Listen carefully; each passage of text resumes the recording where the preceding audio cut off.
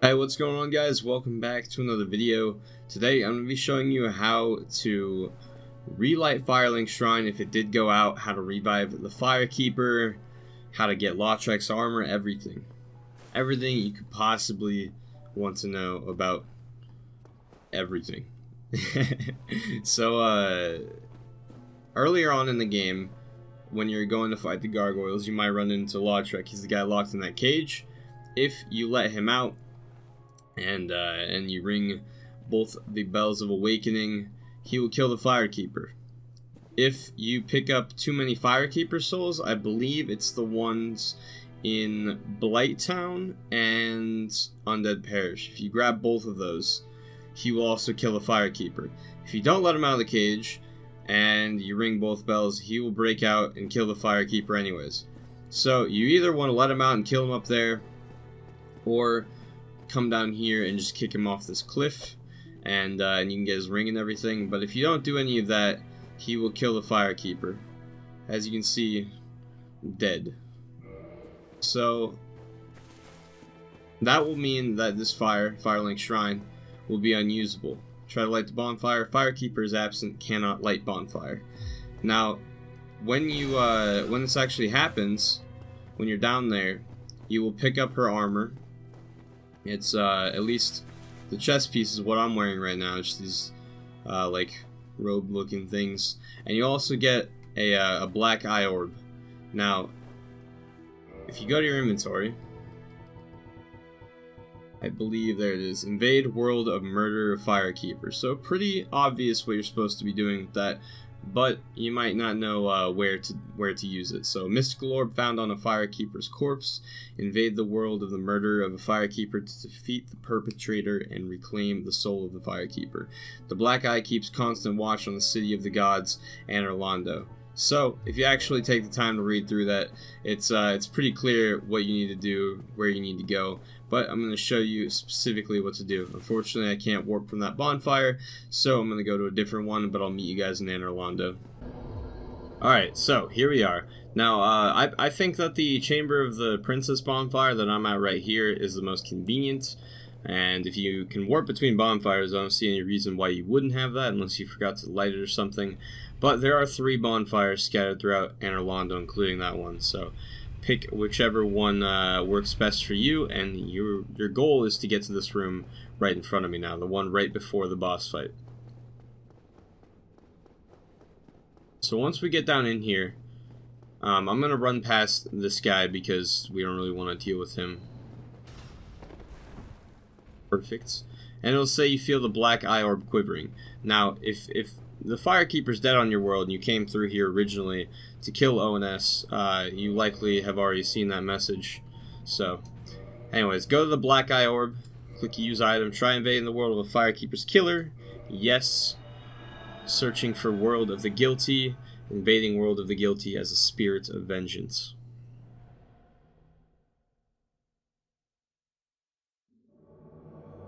So you load in. I'm not sure, it cuts down your Estus. I'm not sure if it's a percentage thing.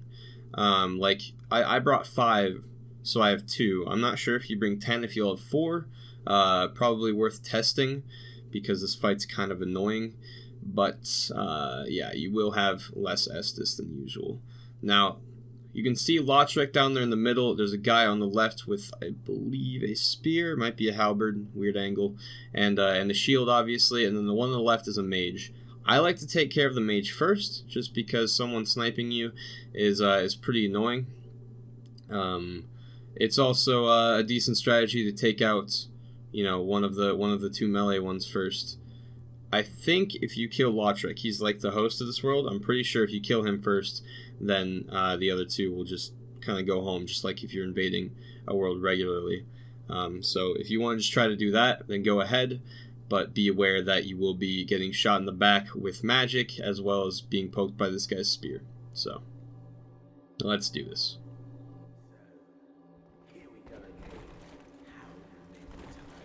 And the mage will, like, naturally run back.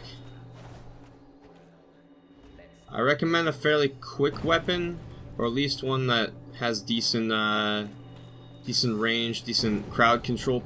Oh, and my god, that hurt. Decent crowd control potential.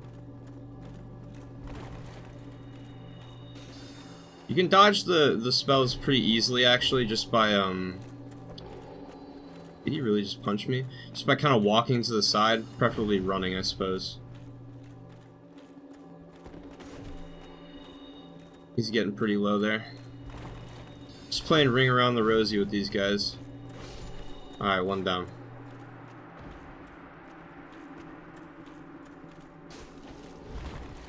Lautrec has a good bit of poise, so...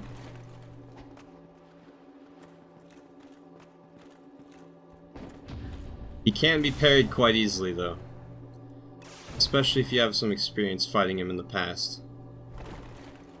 And he fat rolls, so it's actually kind of easy to get a backstab as well.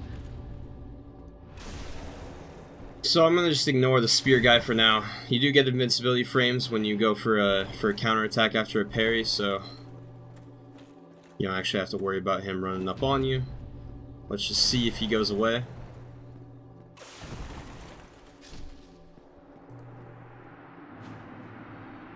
Target destroyed. So it's just gonna send us home now. So yeah, he's not gonna go away, we are. So there you go.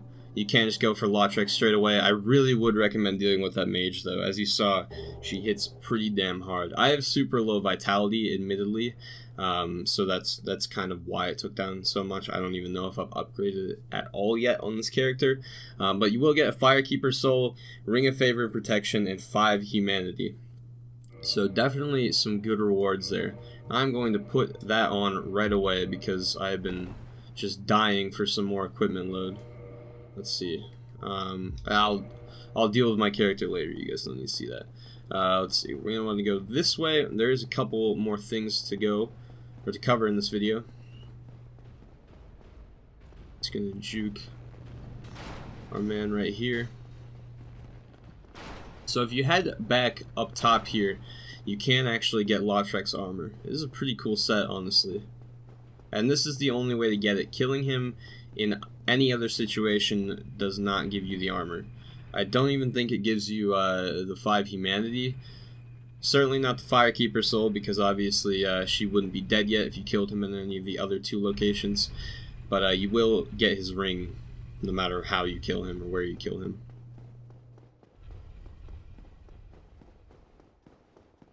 So right back here on this corpse should be what we're looking for. There we go. Helm of Favor, Embraced Armor of Favor, Gauntlets of Favor, Leggings of Favor. I'll go ahead and show that off real quick.